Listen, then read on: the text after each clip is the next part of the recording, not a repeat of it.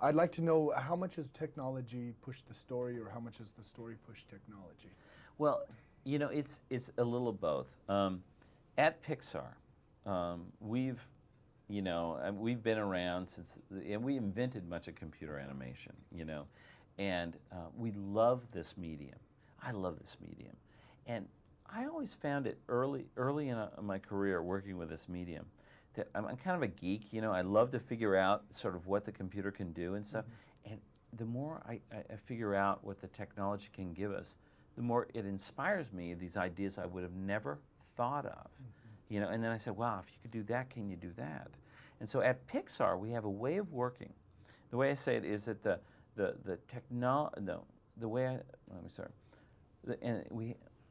at Pixar, we have this way, At Pixar, we have this, I got all tongue-tied, I'm sorry. Okay.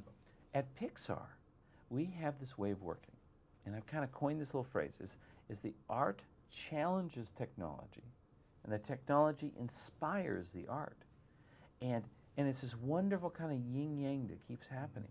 And we have the most brilliant technical people and the great artists working together. So the story in these feature films is always the most important thing. Mm-hmm. But the subject matter of, like, Finding Nemo, the underwater world, we realized was perfect for this medium. It's like perfect for it. And then Andrew had this amazing story idea.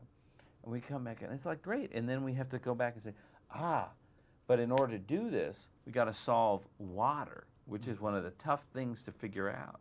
We have to solve it. So they start doing it. And you start looking at this water and you're going, that's amazing. We can use it here, mm-hmm. and do different things with it. So it's this wonderful kind of yin-yang. And that's part of what I love about working with computer animation, is really, in a way, we're at the medium's infancy.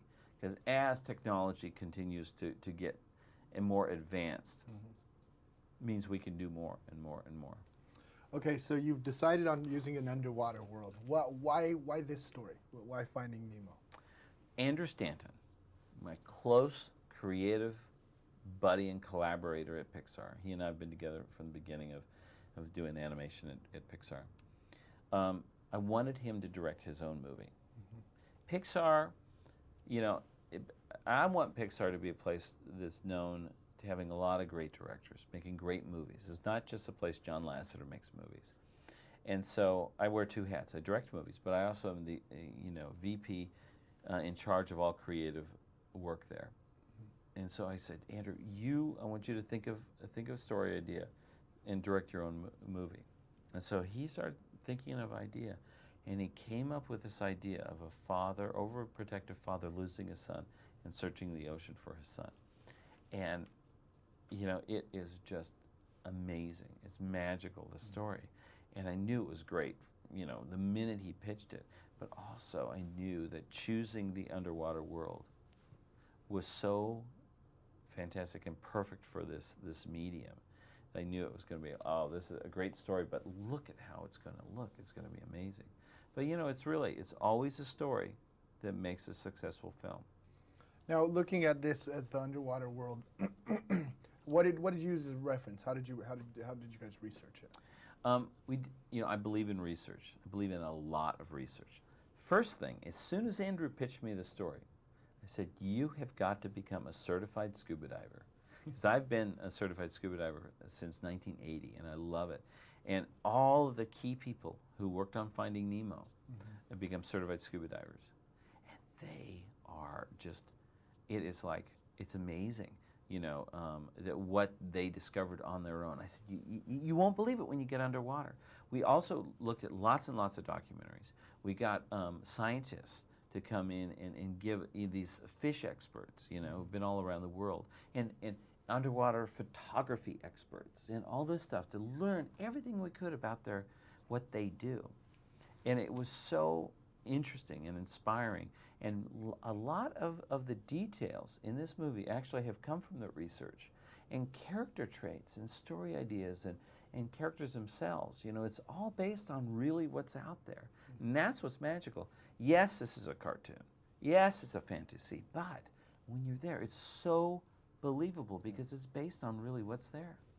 Now, I'd like to know, would it be more a heightened world, or was it toned down? Because obviously you don't want them to look exactly the same. So Right. how do you approach that? Well, normally, you're always working to try to make things kind of look sort of close to being real. We never want to reproduce reality. You might as well just take a camera and go photograph something if that's what you want to do. It's a lot easier and a lot cheaper. What we like to do is take the photorealistic tools that we have at Pixar and with computer animation, take a step back and produce something the audience knows does not exist. But, you know, we can use those photorealistic tools to make that world seem so realistic and believable. And there's this hyper reality, you know, where the audience is going, I know this doesn't exist, but boy, it sure looks real. And so with this the underwater world, we found ourselves in an interesting quandary because most of the audience is used to seeing the underwater world from documentaries on TV, not from actually seeing it themselves. And so when we produced our first test piece, we looked up on the screen and said, this looks like something straight out of a Jacques Cousteau special. So we're going to have to so we took a step back and said, you know, we've got to stylize this world so the audience knows this is a fantasy, you know, because the coral reef is the most fantastic fantasy world by itself. Yeah.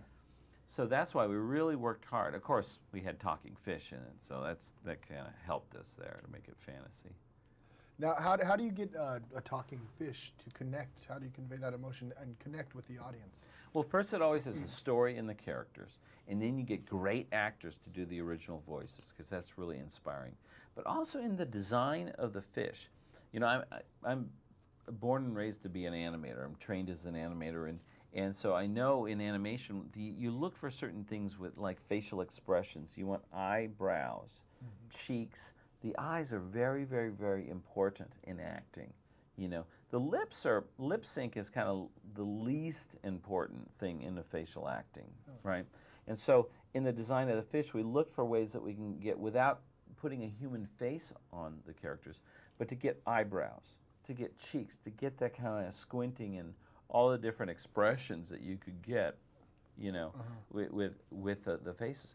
The other thing that we're used to with characters is hands for gestures, shoulders for expression and stuff, in the neck to kind of get acting there. And so, you know, with the fish, we use the fins, and since they didn't really have shoulders, sometimes they use the corners of the fins where it joins with the body as shoulders. And other times they kind of, the way that they swam around kind of gave a sense of acting, of tilting the head. They just rocked back and forth and stuff. And I tell you, it was the other thing that was really a challenge is that the physics underwater is very different than the physics, you know, on ground with gravity. And the animators have an innate sense of the physics with gravity, but underwater they had to relearn the physics of swimming and stuff. It was very interesting.